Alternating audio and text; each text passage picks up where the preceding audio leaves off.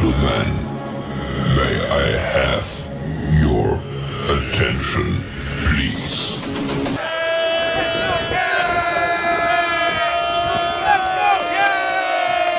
The show starts in 3, 2, 1, go.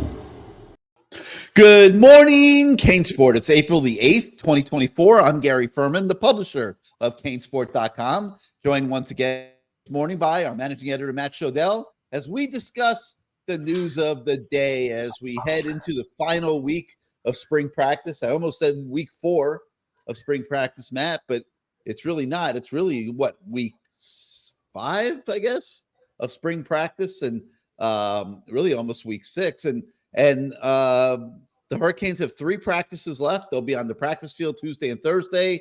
And then Saturday is the spring game, a monumental event for the few thousand people that will be able to come out to, I guess, the Cobb Stadium complex on Miami's campus. It's close to an invitation-only affair as can be, but they're bringing in a bunch of bleachers, and they're going to create an event on campus. And the reason that they're doing it this way this week is so Mario Cristobal and the staff can turn it into a recruiting event. And you're going to see, I think the spring game is going to be at 4 o'clock, basically from 7 in the morning, probably till late into the evening, I bet, 8, 9, 10 o'clock at night. Steven and Azubi are really excited about their workday next Saturday. I'll throw in there. They are throwing parades all over South Florida over the idea of their 14, 15-hour day next Saturday, chasing after all these recruits. And, Matt and I will try to help them a little bit. But it's going to be a big recruiting day out there. And that was the idea behind taking the spring game and moving it to campus. And if you think about it, Matt, where's the value in a spring game up at Drive Pink Stadium in Fort Lauderdale, which, half empty typically? They get a few more people than they'll have on campus. Maybe instead of the 5,000 or so that they'll have next Saturday, they would get maybe 8, 9, 10,000 people at Drive Pink Stadium up there in Fort Lauderdale and have a spring game. And it was a nice facility. It's where the Inter-Miami soccer team plays. Although my guess is this year they're very happy not to host the Miami spring game. They don't want their field all torn up for Messi and those guys. But, there really wasn't a ton of value in that for Miami. And it didn't look great on TV. And so they made the decision to do it differently. And I applaud them for it. Thinking outside the box is kind of like what's in vogue right now in college football, and they're doing a pretty good job of it. And so they're having this spring game on campus, Matt. And I think this whole day recruiting festival that they're going to be able to create around the spring game is a major win for the program. Your thoughts after seeing it done differently for so many years? I mean, just honestly, my honest opinion, I don't think it matters. The only benefit to me to having it at a smaller venue is nobody would show up at Drive Pink Stadium, and if it's televised, which it is, I mean, it's on ACC NX this year, it was on the ACC network last year. But if it's televised and recruits from out of state are watching it and not there in person, it's not a very good look. I don't know if that played into it at all or not, but certainly the recruits that are going to be there, you can make the argument, oh, well, they're on campus, they can hang out all night, blah, blah, blah, blah, blah, which is great. But they have been able to do that all spring, and they have been doing that all spring. So, I don't know if that really moves the needle that much. Remember, when you have 150, 200 recruits, it's not like they're getting personal time with the coaches, other than the top guys. And the top guys are already getting so much love from the coaching staff that there won't be anything new that they will find out about the Miami Hurricanes in this particular game. So, the game, to me, from a reporter's perspective, the recruiting aspect, I don't think it'll be a major impact. I don't think people are committing to Miami because they were able to go to the spring game on campus instead of going to wherever. Honestly, I think there might be a bigger impact if they actually were able to have it at Hard Rock Stadium, because then they can, it would be empty, but they can at least get a sense. That'll be Canes Fest in August. Yeah, I know they do that. Yeah. But that's But that has an impact on recruiting early on because remember in August, Gary, everyone's already committed by that. Everyone's already going to sign with it. I think the signing day is in June this year. Right. So like that doesn't matter. What I'm saying is these recruits have gotten to see the University of Miami campus. Okay. They've all been down here already, whether it was in January. If they're serious about Miami and vice versa, they've been here in January or they've been here this spring. What they haven't done is gone to Hard Rock Stadium and really been able to stand on the sidelines or whatever they're able to do for a spring game there. That would maybe make a little bit more of an impact. But, it's sort of like the solar eclipse. Like, I'm just not that interested. Wherever it is, whether it's in the middle of the country, whether we're getting a 43% cover of the sun at 3:03 p.m. today or whatever, like, it doesn't interest me. I saw it when I was in like fourth grade. I'm like, okay, the moon covered up the sun a little bit. Like, you look at it, you wind up blind. Well, not blind, but you get like an image seared into your retina of the moon partially covering the sun. That's actually what happens, believe it or not, that you can never have removed. Meanwhile, I'm fairly sure that's going to happen to my wife because she went to Fresh Market yesterday. She goes every Sunday, and they told every customer that they get a discount if you take their free sunglasses to view the eclipse through. And when I tell you these sunglasses they gave her to look at the eclipse, you remember those 3D glasses they used to give you like 50 years ago when they had 3D movies that they couldn't really make 3D? Yeah, these don't even look like they do that. Okay, so I'm fairly sure they will make everyone partially blind. What time's the eclipse? When's the eclipse? I think 3:03 p.m. is the height of it in South Florida. Today, right? Yeah, but it's only a 43% cover. Like, you probably won't even notice it. If you're just out and about and not staring at the sun, right, you probably won't notice it. And the only person I would recommend stare directly at it would be who's the guy who's giving you a hard time on the message boards yesterday, Gary? Who was that? Oh, EMAC. Yeah, he can. If you're watching the show, EMAC, I look directly at the sun at 3:03 p.m. Just let us know what you see on the message boards. I know you love posting stuff on the message boards. We really want to know what it looks like because these glasses might be fake, EMAC. They might not even. It's just like it might be a picture in the glasses themselves. We want to know the truth, EMAC. You're always posting the truth. We need the truth about the solar eclipse. Look directly at it. Tell us what you see. Tell us if the scientists are correct that you actually go partially blind from it. I really would like to know. He's the one to do it for us because he finds out the facts. Gets to the heart of the matter. I mean, so it's on the website this morning, so everybody can check it out. I have this Q&A with the fans, and I do this relatively often. I let anybody ask any question they want, and I answer it. And then in the middle of this Q&A, and I'm looking for it right now so that I can to it accurately. EMAC and people on the message boards know EMAC. He's, I don't know what Mario Cristobal and Alex Mirabal did to EMAC in a former life, but they are still paying for it to this day because EMAC wastes no opportunity to come on the message boards and rip Mario and rip Alex Mirabal. So he posts this and I'll just read it. I mean, I like because it's so ridiculous. So we're in the middle of this Q&A, talking about all different subjects: quarterbacks, offensive line, who's making moves in spring practice, what's going on, and EMAC posts in the middle of this thread.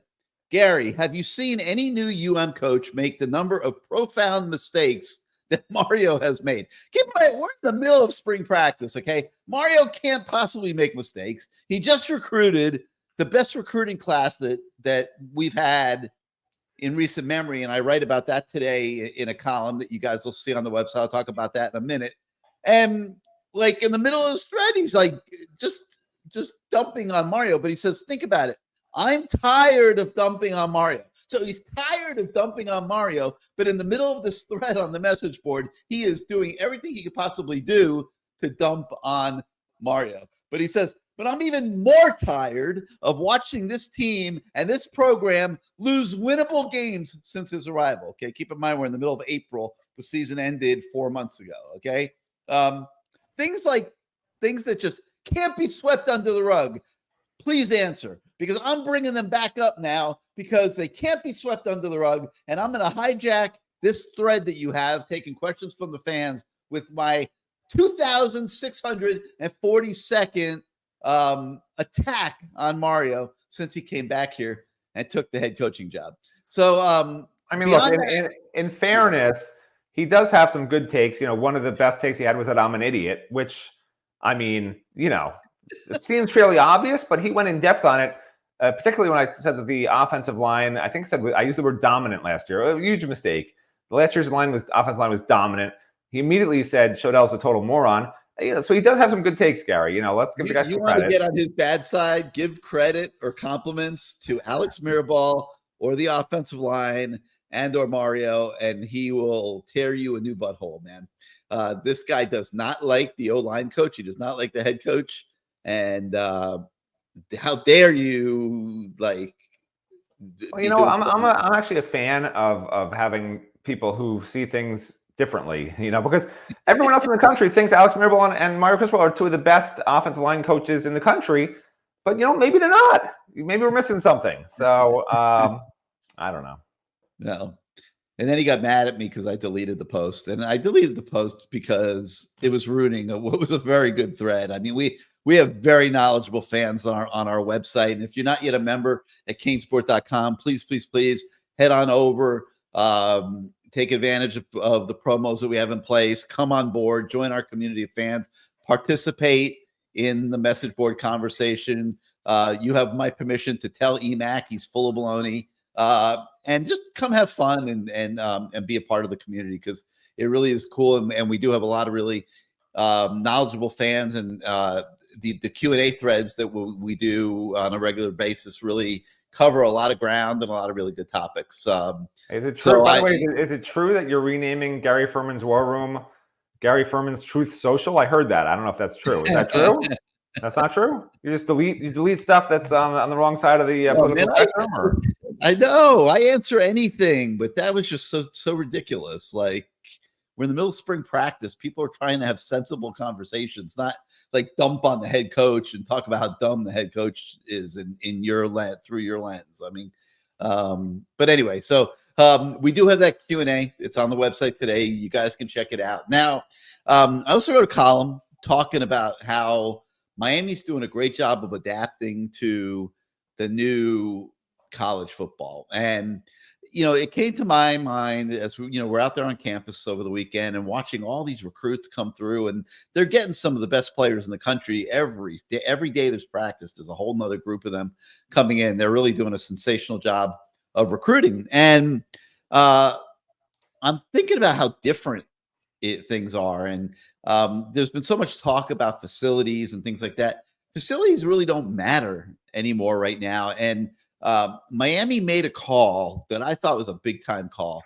And, so much excitement over this $200 million facility that they've been talking about building. Dan Radakovich, the athletic director, has called it the forever home of Miami football.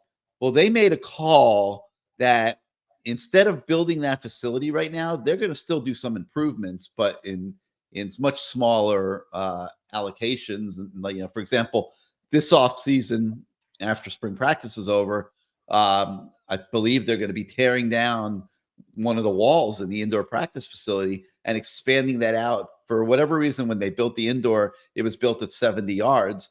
And they want a 100-yard field so that they can comfortably have the entire team in the indoor having practice on those fields together. And so that's on the agenda. I think it's going to happen in this offseason. They're going to expand the weight room. So those are a couple capital projects that they're going to get done. But what they're really, really focused on is NIL and the Canes Connection Collective and getting their boosters and supporters to direct funds to the collective. And this is easier said than done, because like if I donate $1 million to the Miami Athletic Department to go towards the construction of a new weight room, I get to declare that on my taxes. Like I get it. It's a tax deduction. If I give $1 million to the collective to pay out the kids in NIL deals, I don't get a deduction at all. So it's a very tricky process that's going on. right now and in building the Canes connection. But make no mistake, there's nothing more important than the Canes connection and their budgets. And Miami's really fortunate that they have some heavy hitters that are carrying 95% of the load of all these NIL deals. They've got more than 100 athletes under contract right now.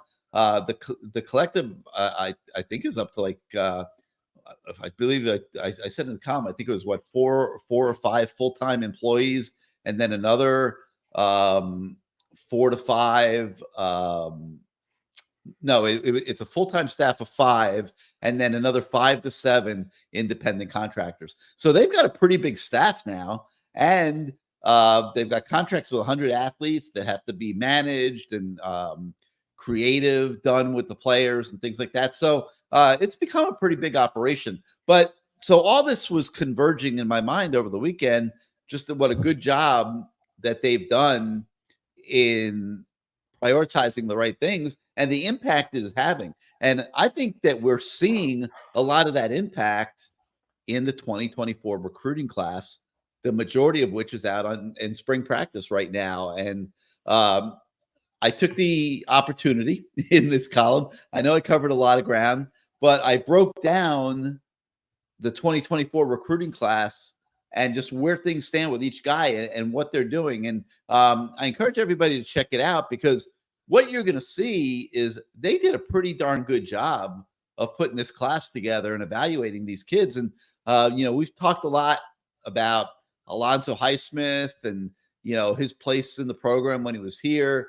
I always felt like they really, we've watched for so many years all the misses in recruiting, and you've seen them. We've recapped it for you. In recent weeks, and we'll do it again this summer. But they've had a lot of misses in some of these recruiting classes, and if you could take, if you sign 25 kids, and let's say you have 10 misses in the class of 25, so you have 15 hits, 10 misses, and Miami hasn't been doing that well, by the way.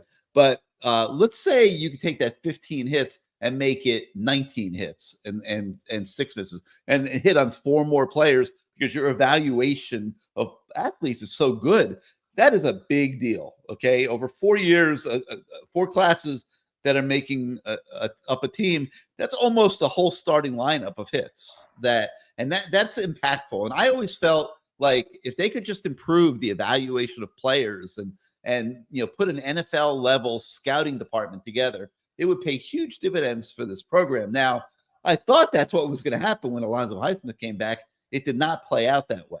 But in fairness, the job they did in 2024 is pretty damn good. And it looks like it's going to be sensational. And a lot of these kids are really, really, really stepping up in practice. And so I go through the whole lineup, but a few highlights.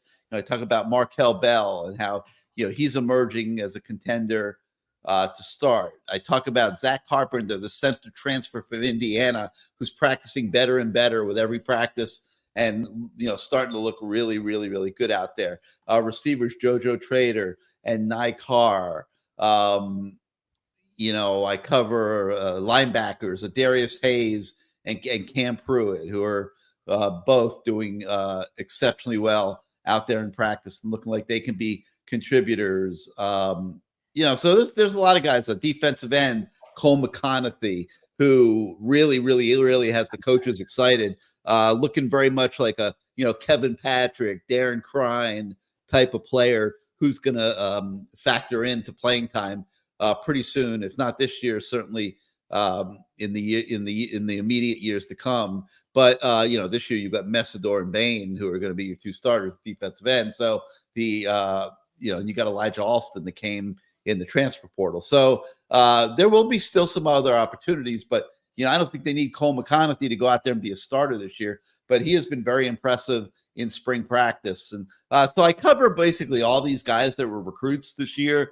both in traditional recruiting and the transfer portal, and pull it all together in a column I encourage everybody to check out on the website this morning, and along the way complimenting Miami for making rapid adjustment to all of the changes that have been taking place in college football. So that's on the website this morning. That Q&A is on the website this morning, and we embark on the final week of spring. And Matt, just in general, as they go into this final week, your thoughts on what they've been able to get done this spring, and if you think that it's been a successful spring practice. What's your definition of being a successful spring practice? Because if it's having no if it's having no major injuries, and like players flashing at times, then yes. Okay, so no major injuries. They've had no major injuries. What was your definition going to be before I would say that not getting anybody hurt and developing talent, developing players, and I think they're doing that. Well, it's a little hard to tell, but because they're playing against themselves. But a perfect example of how difficult this is to see if they're making progress or not, even though Gary wants to say they are. His story this morning, he lists 37 players, which is almost half of the 85 roster allowance, right? There's 37. Was it really 37? Was it 37? Yeah. Wow. 37 players. That's the. I thought it was taking me way too long to write that column, and now I understand why. I didn't even stop. Right. Well, and that 37 is just the true freshmen who are already here. There's still more coming. 10 more coming. Okay. Right. And the transfers that came in. So yeah, that's a lot. But the point, the point being, like, you mentioned some guy, and then JUCO kids, so yeah, it's a very long list. But as you go through that list, and again, this is about half the team. Okay, so any other team, if you even just randomly pick half the team, okay, just randomly pick half the team, like there's going to probably be 10 to 15 guys you're going to say, okay, those guys have to be major contributors. If those guys just aren't, like, what are you going to be? And as you go through that list of 37 players, like, yeah, there's Cam Ward, obviously, but aside from like Cam Ward, if you guys look at all these different players, anybody that's on there, I don't think there's anyone else that I would right now would say is an all ACC first or second team. Elijah Lofton is going to be, I think. He'll be a first team or second team all ACC pick as a true freshman. I'm not talking about a freshman team. I'm talking about all ACC. Oh, okay. I hear you. Yeah. I would say he's got a chance though.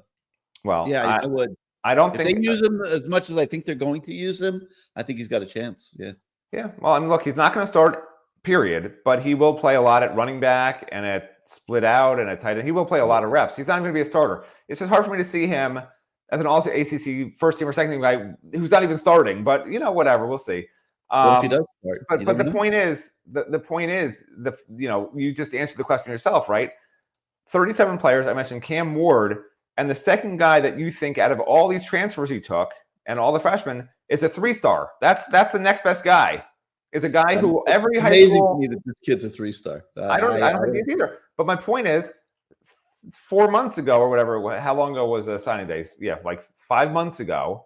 Okay, all these recruiting services looked at Elijah Lofton and they said, based on their, and I think some networks did have him as 4 stars, by the way, but based on what On3 saw. And I'm going to double check right now, so I'm not like sounding like an idiot, which I usually am. Okay, no, never mind. He's a 4-star. He's a 4-star. Okay, he's a 4-star. I take it all back. Elijah Lofton's a 4-star. But regardless, they took all these other older freshmen, older guys, right? 8 other transfers. Markel Bell's a JUCO kid, and a true freshman probably is the second best out of that 37 on the list. Which and a guy who's not going to start. Again, I think Gary agrees with that. So that tells you something. Like, yes, they need to develop these guys. For Gary to sit there and say they've developed them, I don't think they've developed them to the point where those 37 guys, aside from Cam Ward, are going to be great. Like, Elijah Lofton came in already great with a great skill set, and I thought the recruiting services missed on him. They didn't. He came in with a great skill set, and he looks great because he is great. You can't convince me that between January, whatever, when he reported, January 20th, and, what is it, 3 months later, that Miami coaches magically, without even working with him other than these last 12 practices, right? Because I don't work with him in the weight room, but they magically made him develop. Like, you're basing this magical development, which people love to, all these Miami, blogs or whatever. Oh, this guy looks so much better. This guy looks so much better. They've developed them so great. The Miami coaches haven't worked with them. The position coaches have not worked with these kids since the end of the season, other than 12 practices. they've been in the weight room. Miami coaches are not allowed to be with them. They can be with them in meeting rooms, I think, a couple of days a week. They can't work with them on the field very much, except for spring practice. That's why they have spring practice. So, when you have the August, time period where you can have all those practices strung together, one after the other, that's really when you get a sense that, okay, they've strengthened themselves in the weight room. They've done what they were supposed to do body-wise. And now the coaches are getting with them and really intensely working with this new body this guy has formed to make sure he understands how he can affect games. That's when you see development. But I don't think you see development in the spring as often as, a lot of blog people like to say, just proclaim, oh my gosh, look, he's a totally different player now. Has Wesley Besainth made strides? Yes. But Wesley Besainth made strides because he's now in his third year in the system. He knows, and second year in the landscape, he already knew what he had to do. Often what you see with development is guys who don't know what they're doing. You teach them what to do. That's what development is. That's like the definition of development. Wesley Besainth developed himself. He knew what he was supposed to do last year, didn't do it particularly well. He dedicated himself without the coach's involvement, mind you, okay, because they couldn't work with him directly in this offseason. He knew what he had to do, and he did it. And when he came back to spring practice, he applied what he had done for himself. And that's what so many of these great teams do. It's not the coaches that are always developing these guys. It's a drive and a desire by the players themselves. Oh, here's what I did last year. I got to get in the film room. I didn't do this well. This technique was off. My body's not the right type of body I need for this defense, whatever it is. And they have to do that, a lot of that themselves. And you hear players with they have their own trainers sometimes. They hire outside people to help them, but we're seeing, because they can't work enough with the coaches. The NCAA rules don't let them constantly be on the field with coaches all offseason, which needs to change. There's no reason that for the betterment of a student athlete that he can't be with a coach every day of the week if he wants to be on the field. Like, I don't understand these stupid rules. It's to protect the student athlete from having to work too hard. They want to work that hard. They want to work that hard. But the development of some of these guys is undeniable. I mean, I'm looking at a Chris Johnson, for example, who's a way better player right now than he was a year ago, and looks really good out in the practice field. I'm looking at. In fairness, Gary, he might not have looked so bad last year either. We never saw him in practice. He was on the scout team. He was the fifth string back. Now he's the starter. Right now he's the starter. So you just happen to see him. He was so fast last year. He's still so fast this year. So I don't understand what you're basing your development on, other than you didn't see him last year. Now you see him. He's always been really, really fast and talented. But I'm looking at guys like Bobby Washington, who's doing better. Who else? Yeah, I'm not saying guys haven't improved. What I'm saying is a lot of it is on themselves. Like, they have to do it themselves. That's really what the culture is. The drive has to be in college football, because if you don't have that, you just show up for spring practice having been lazy for 3 months. There's nothing coaches can do to make you a great player. It just doesn't happen. Which is what I'm trying to get at, is people who keep talking about these coaches developing players in the spring. It's a misnomer. In the fall, I agree. Fall camp. That's when you really can see coaches grinding in with players. Because in the spring, honestly, coaches get with players. There's 15 practices to say, now we're meeting after the spring. Here's what we saw in these 15 spring practices. You better show up on August 1st and have fixed A, B, C, D, and E. And if you haven't, you're going to be in the bottom of the depth chart. Like, that's to me what spring practice is about from a coach's developmental perspective. Not, you got to show up game ready, on whatever it is, March 20th for the first spring practice or else. Like, no. These 15 practices are a baseline for coaches after spring practice ends to say, here's where you need to be on August 1st. So I'm not going to sit here and say, look at how much better this guy looks, because they're not supposed to look better yet. August 1st is when they're supposed to look better. Anything they've done to this point is just they've done it themselves for 3 months, because we just saw them 3 months ago. Okay. We just saw him playing football 3 months ago, or 4 months ago. At 3 months and 2 weeks ago. Okay. For the sticklers out there, for that message board guy who hates us both. So, I don't want to just ramble on and say the same thing, but like, I'm not getting caught up in, oh my gosh, this guy looks so great. This guy looks so great. This guy looks so great. Like, your column today is talking about how all 37 guys can be great in the future, look good now. Nothing negative at all, right? And that's the trap in the spring, is everything's always, pie in the sky. Solar eclipse won't make you blind. Everything's perfect. And like, no, that's not true. Like, August 1st, that's when the grind starts. That's when you start finding out what you really have. I'm not ready to make any proclamations whatsoever based on 12 spring practices, 10 of your starters. It's just not right. Fair, and also in fairness, and this was a little controversial in the Q&A thread. I'm sitting there saying they need to get 6-7 more starters in the transfer portal right now for the spring to make this a more complete team. And people were like taken aback by that, which I don't understand why. I mean, you're supposed to be trying to get better every day, and if getting better means getting 6-7 guys in the portal, and it means getting 6-7 guys in the portal, can't get all in your feelings about it. I mean, that's what they're supposed to be doing. But in fairness, if they need that many, then maybe the development is not coming as far as I see, through my cane colored glasses here, that I'm looking at it through. And you're right, I was very positive in my column today. I hope people be curious to see, after you read it, comment on the message boards about it. I'd be curious to know what you guys out there think. But maybe I'm a little overly optimistic, and you could certainly make the counter argument that if you still need 6-7 starters, that it's not as good as you think it is. And so the counter arguments and thoughts that you're presenting are not without merit, but that's what makes it so fun.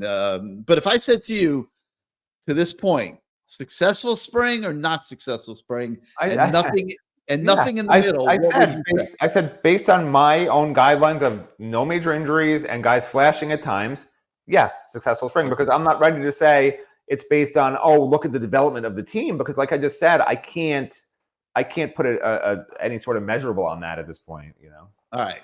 But so we're really close to this team, and we give you guys our opinions on a daily basis and the whole thing.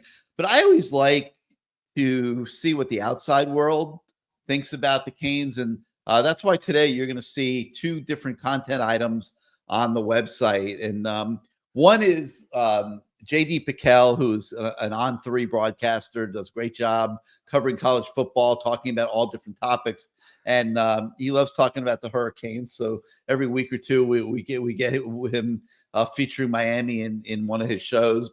But he breaks down if Miami will be a top 10 team this year. Can they do it? He thinks they can. And he talks a little bit about that in a video. We've got the video and a story about the video on the website this morning.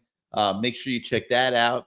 And then another On3 video personality, Andy Staples, does a daily show. And he was joined by ACC Network's Roddy Jones to talk about Miami. Now, many of you are saying, who the hell is Roddy Jones? Who cares what he has to say? But the thing that's interesting about these guys like Roddy Jones that work for ACC Network is they get to go around and see all the different teams. So they have a better foundation of knowledge than they probably get credit for. So in this video that's on the website, and then we also have a story about it, Roddy Jones talks to Andy Staples about Miami. One of the first things that Andy Staples said to Roddy Jones was, I can never accurately pick Miami. And it's the dilemma of all these people out there who cover college football. They're never right about the Hurricanes ever because, unfortunately, Miami has not been meeting expectations for a very long time.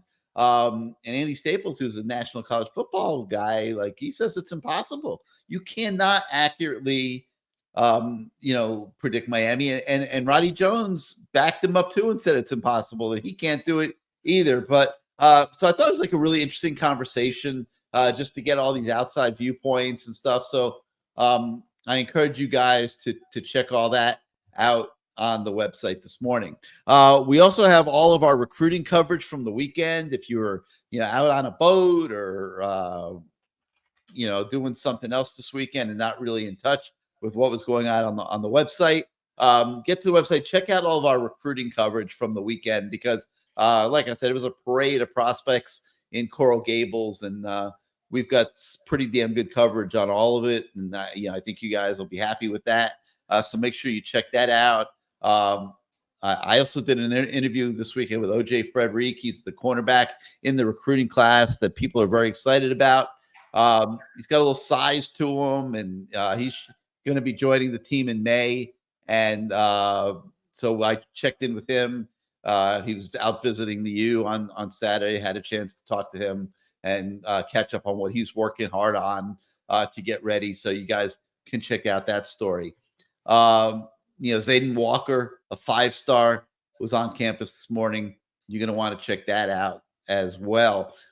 We also have a story with Hammond, Indiana, senior wide receiver LeBron Hill. He has seen his recruitment picking up recently. Hurricanes have become one of the latest programs to offer him. Some other 2026 guys, athlete Mason Williams from Texas, receiver Ryan Mosley from Georgia. We have a story with 2025 wide receiver Evan Haynes, also from Georgia. A lot of kids from Georgia are making their way down to the U, so make sure you check that out. And then in another really cool story, Pittsburgh Steelers star safety Minkah Fitzpatrick was out on campus. I believe it was Thursday when we saw Minkah. But he's got a kid by the name of Justice, who's his younger brother. And Minkah brought him out to meet Mario Cristobal. Mario Cristobal recruited Minkah Fitzpatrick to Alabama when he went to college. So there's a relationship there. Now his younger brother is a recruit for the Hurricanes. We've got a story on that you could check out.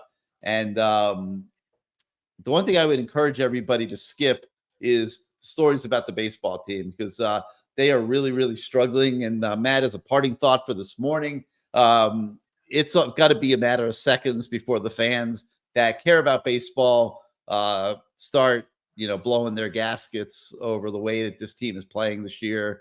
They already were a little ornery about the coaching hire, and the fact that Dan Radakovich did not go outside to hire his baseball coach. Now the team is not having success. It's going to start getting a little messy and loud in the room. Would you agree, Matt?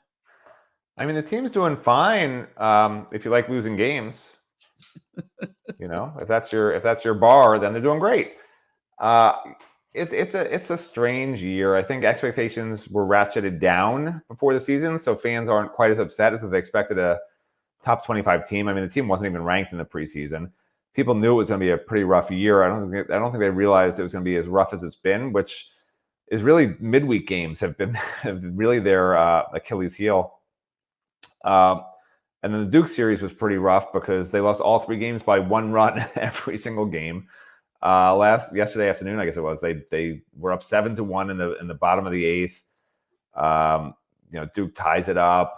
Miami goes up by 3 in the top of the 11th, and then Miami literally doesn't get an out in the bottom of the 11th using 2 different pitchers. Duke, I don't know if I counted this correctly. I think they used 12 pitchers. I'm pretty sure they used 12 pitchers in the game. So I mean, anybody, basically, if JD Arteaga was on the Duke staff, he would have pitched. I mean, they won that last game like going to the bottom of the barrel in their bullpen, and they still pulled it out. And yeah, Duke's a ranked team and everything, but at some point Miami has to get better. And Miami's playing, FSU, Georgia Tech, like Virginia Tech, teams that all now have better records than Miami. The only ACC opponent left that Miami has a better record than as of now is Pittsburgh. And Miami has a losing record right now, overall and in the ACC. I think they're 6-9 in the ACC. It's not in front of me, but maybe 1 game under 500 overall. So, I don't know what Dan Radakovich does if Miami has a losing season. I know Miami fans are very vocal, but there's just not a lot of them. And I think Dan Radakovich's focus right now is probably more so on the football team, the football program, because he knows that's the bread and butter of the University of Miami. And the problems that the Miami baseball program has, obviously coaching is going to be something that people will bring up, but coaching and recruiting, and then, NIL plays a part in baseball too, and some of these schools, nothing has changed with baseball in terms of scholarship allotments. So you don't see baseball players with full scholarships unless they're like, basically top and top Major League Baseball picks who don't wind up choosing the major leagues. Otherwise, these guys are on half scholarships, quarter scholarships, eighth scholarships. And when you have a school like the University of Florida, Florida State schools, it's just mathematics. If you're on a half scholarship at the University of Miami, you're paying, $35,000 a year to go to school at a $70,000 tuition. Yeah. At the University of Florida, you're paying $5,000, $6,000. If you're in state, even less. Very little money to go to the University of Florida a year.